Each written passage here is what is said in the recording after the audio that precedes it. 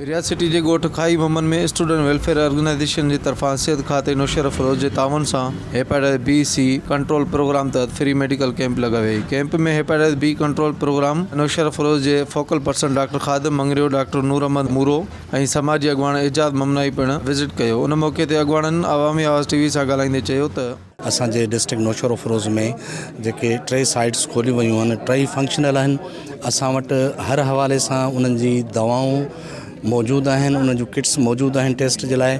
ऐं असांजो आहे जेके नेगेटिव अचनि था उनखे इम्यून करण जे लाइ असां वटि उन जी वैक्सीन मौजूदु आहे। 150 खां मथे मरीज़ पहुची चुका आहिनि, जंहिंमें ॿारड़ा बि आहिनि। ॿारनि समेत लॻभॻि जेको आहे सो 200 माण्हू पहुची चुका आहिनि। असांखे एप्लीकेशन मिली जेका एजाज ममनाई साहिबु हिन ॻोठ जो हिकिड़ो सोशल माण्हू आहे, उन ॾिनी आहे त हिते अचे कैंप लॻायो ऐं हिते जेको आहे हेपेटाइटिस बी ऐं सी जो मर्ज़ वधी चुको आहे ऐं तव्हां उनखे ॾिसो त केतिरी हद ताईं वधी चुको आहे।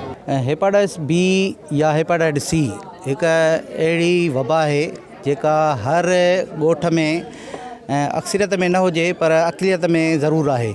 माज़ीअ में असां वटि हिते जॾहिं हेपेटाइटिस जो अञा वजूदु न हुयो त असां पंहिंजी मदद पाण तहत यूनाइटेड मेमोरी जमात सां गॾिजी सॼे ॻोठ जी स्क्रीनिंग कराई हुई।